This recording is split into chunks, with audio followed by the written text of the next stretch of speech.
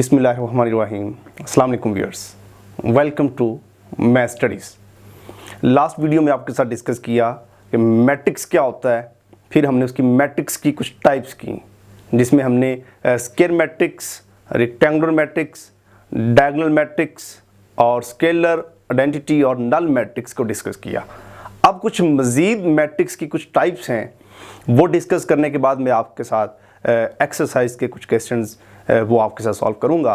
उससे पहले जो है ना, इन टाइप्स को समझना बहुत ज़रूरी है। ज़रा मेरे साथ चलिएगा जी। अपर ट्रायंगुलर मैट्रिक्स या lower triangular matrix, last lecture में हमने ये डिस्कस किया। अगर हमारे पास एक स्क्वायर मैट्रिक्स है, ये हमारे पास एक स्क्वायर मैट्रिक्स है जिसका ऑर्डर आप देख रहे हैं 3x3 है। इसमें मैं एक मैट्रिक्स लिया है जिसमें आपके पास 3 रोज़ हैं और 3 कॉलम्स हैं, और हम इसमें जानते हैं कि ये वाली जो एंट्रीज हैं इन्हें हम कहते हैं द मेन डायगोनल्स। ये हमारे पास मेन डायगोनल्स हैं।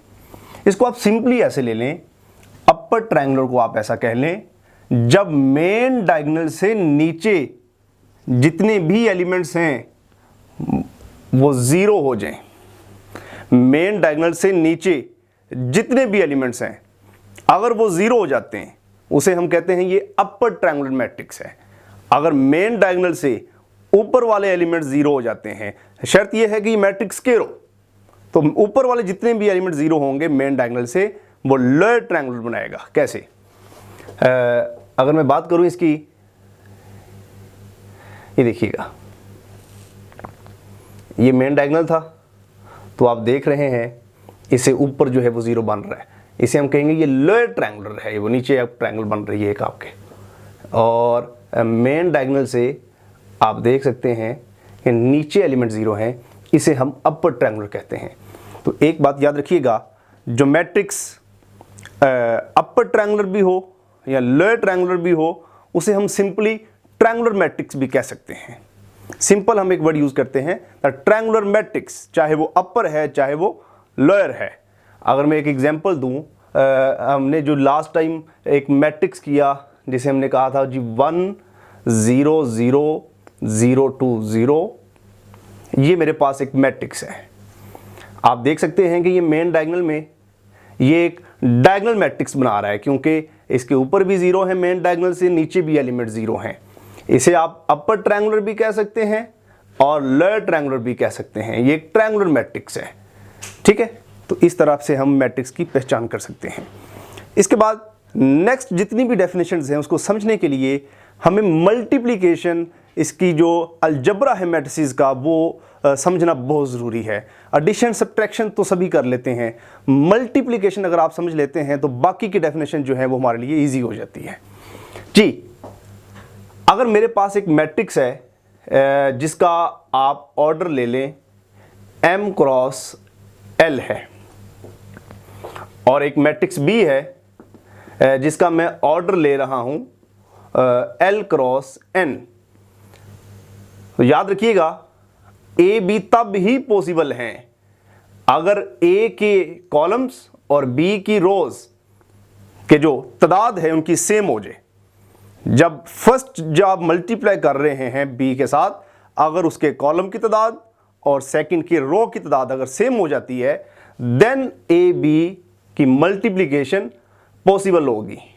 अगर हम इनको मल्टीप्लाई करेंगे, वो रूल हम डिस्कस कर चुके हैं, मज़ीद वीडियोस में आपके साथ डिस्कस करेंगे। तो इसका जो रिमेनिंग जो ऑर्डर रहेगा वो m क्रॉस n जो है वो उसकी मल्टीप्लिकेशन का ऑर्डर हमारे पास बचता है। ये मल्टीप्लिकेशन अगर आपको आएगी तो नेक्स्ट डेफिनेशन हमें ईजिली आ जाएंगी। तो एक बात याद रखिएगा, मल्टीप्लिकेशन में ए बी और बी ए जो है ये आपस में इक्वल नहीं होते। अब हम आते हैं अपनी नेक्स्ट टाइप की तरफ, the periodic matrix. Periodic matrix क्या होता है?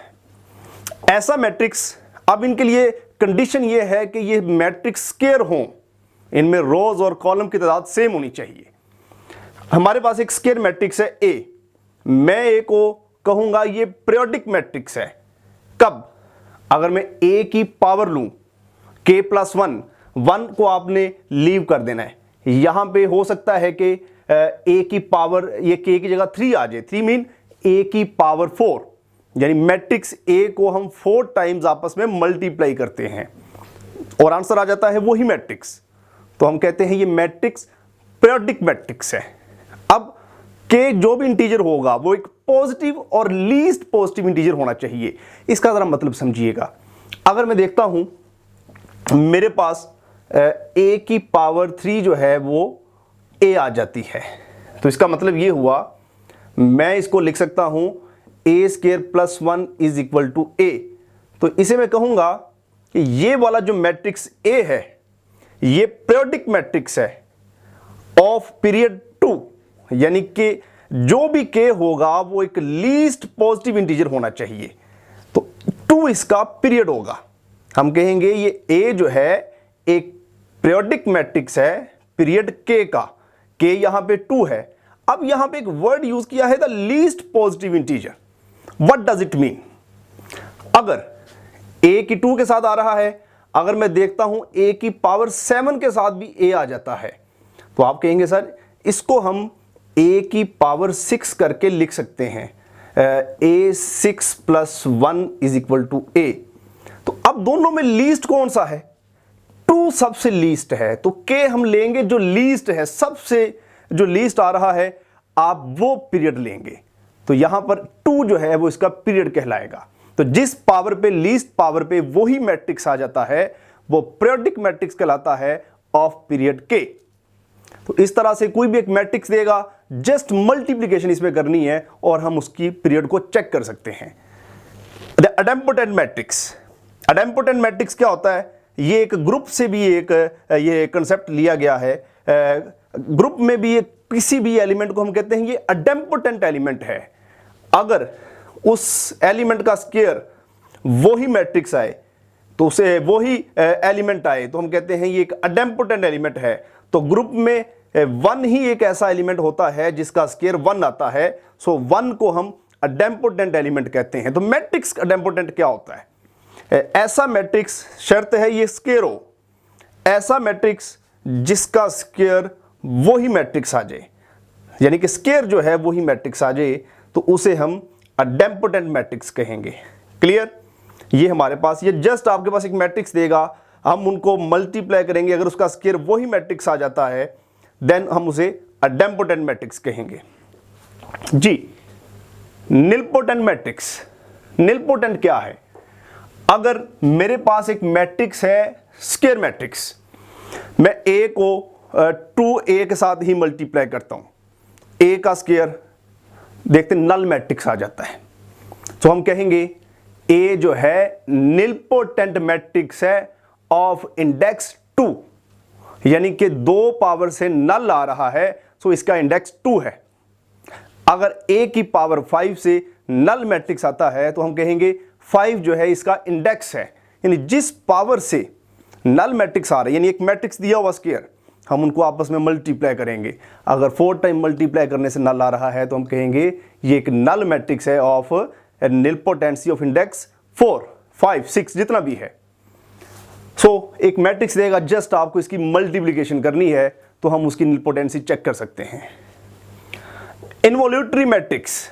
इन्वोल्यूटरी मैट्रिक्स क्या होता है?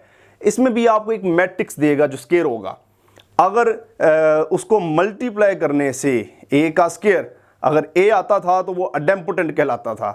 अगर ए को ए के साथ मल्टीप्लाई करें, अगर जो आंसर वो आइडेंटिटी आ जाए, उसे हम कहते हैं ये इन्वोल्यूटरी मैट्रिक्स है।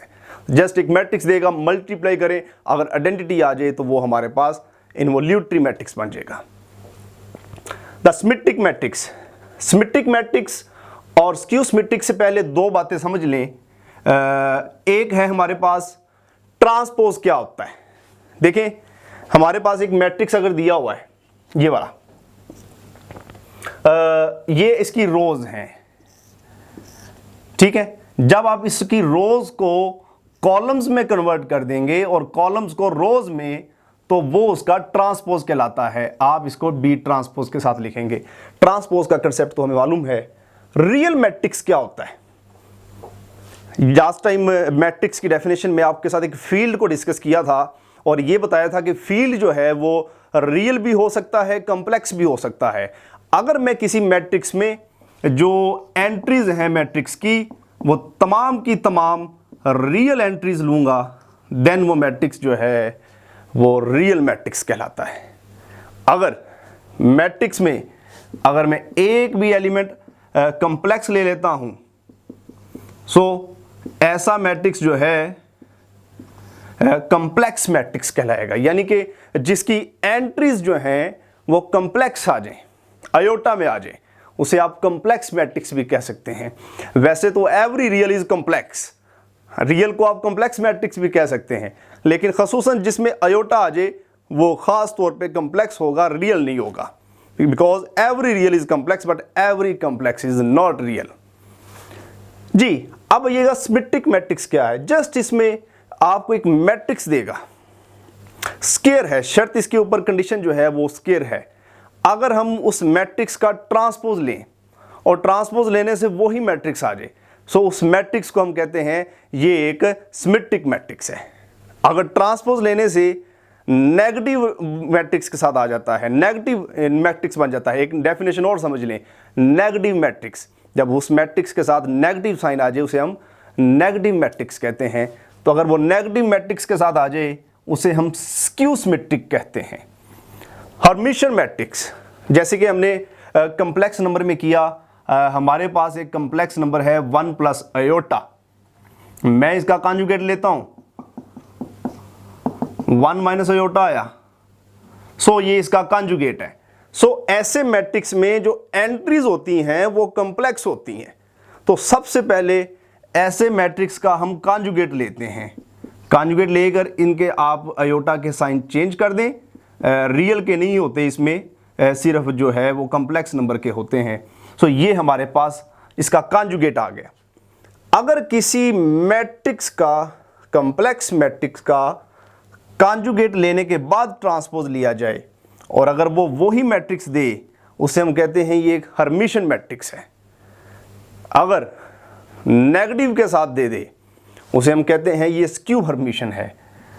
सो इंशाल्लाह नेक्स्ट वीडियो में मैं आपके साथ डिस्कस करूंगा डिफरेंट टाइप्स के सवाल, इनको हम चेक कैसे कर सकते हैं क्या है कि ये मैट्रिक्स निलपोटेंट है, ये क्या है। जस्ट हमें इसके लिए मल्टीप्लिकेशन पर ग्रिप होना बहुत ज़रूरी है। सो अभी तक हमने जो डिस्कस किया वो मैट्रिक्स की डिफरेंट टाइप्स थी जो आपके साथ मैं डिस्कस कर चुका हूँ। इंशाल्लाह नेक्स्ट वीडियो में आपको इनकी एक्सप्लेनेशन के साथ मिलेंगे। इजाज़त दीजिए, टेक केयर एंड अल्लाह हाफिज़।